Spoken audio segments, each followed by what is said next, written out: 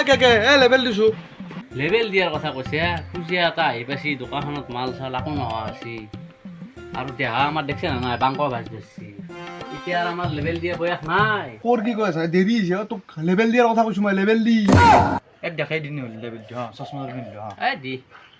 দেওৱে দিয়া ই বৰকে ফালি আছে তই মোক বৰকে লেবেল দিয়াৰ কথা কৈ আছ ন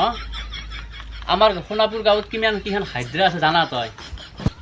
সেইগিলাৰ মালিক কোন ময়েই আমাৰ সাত গাঁৱৰ নাম থকা দোকানী